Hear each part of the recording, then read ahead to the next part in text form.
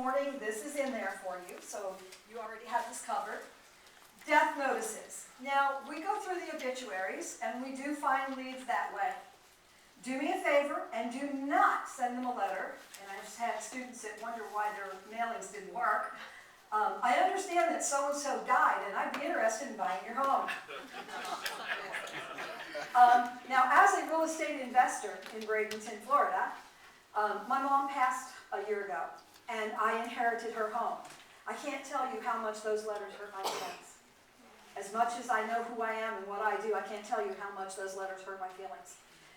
Don't do that.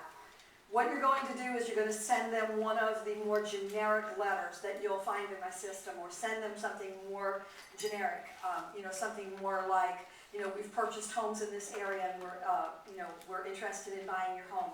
Don't even lean toward the fact that you know that there's been a death in that family, okay? Divorces, those are awesome. You can get those lists from the courthouse very easily.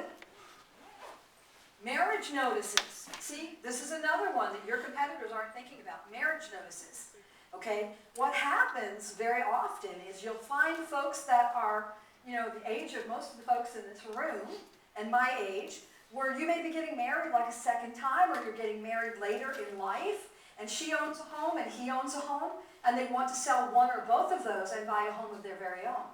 And so we get a lot of great leads that way. So marriage is another really, really good one. Eviction filings. Burned out landlords. Love those burned out landlords.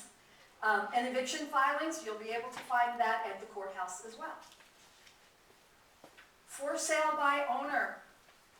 For those of you who purchased this morning, there is a resource in my system, and there are resources out there who will send you the for sale by owners in your area daily. So that's a list that I get every single day, are the for sale by owners in my area.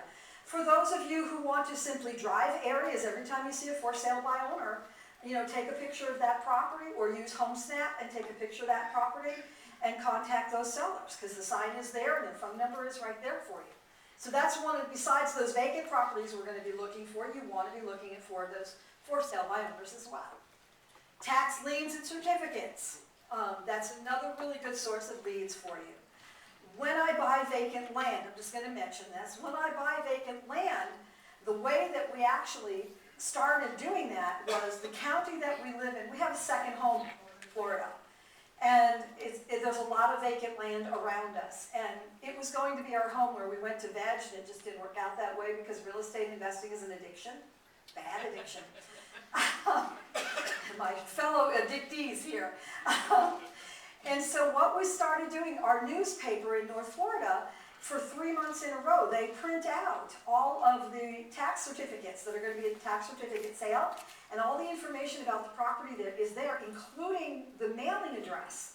So we do mailings from those lists, and we have bought a ton of properties that way. And I resell vacant land, and we also lease vacant land, but that's just something else that you just might want to think about. Liens and judgments, same thing. Those are really, really good leads as well. You might have somebody who's got liens and judgments on their properties, and once you learn some really good exit strategies, like for example, we bought a property, and the house was in terrible condition, and he had a $15,000 judgment against him for an automobile that had been repossessed. Well, we contacted the loan company, and we paid them $500, and they transferred the lien off the house and onto the gentleman. He didn't care because his credit was garbage anyway.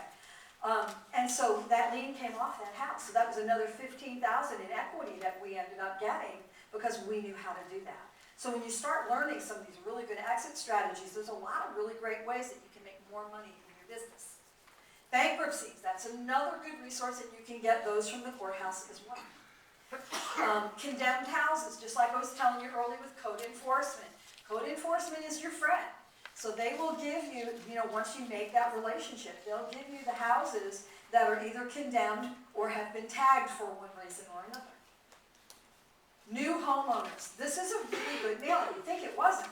But what happens is if you have a homeowner and they own the property for like 12 months or less, and we've done many deals, they get into the house, they get their financing, you're all excited, and then about 3 months in, they figure out they can't afford their mortgage. okay? Or their job situation changes, or somebody gets fired, or whatever that might be. So new homeowners is another really good list that we work with. And they're from 12 months back. So usually about 12 months is what we're looking for when we're looking for that particular list. Absentee owners and burned out landlords, those are also awesome leads for you. We buy quite a few properties from absentee owners. Now, steps to your mailing. So we're just going to touch a little bit on some more direct mail, and then we're going to be going into a lot of other things. So you're going to decide which mailing that you want to do.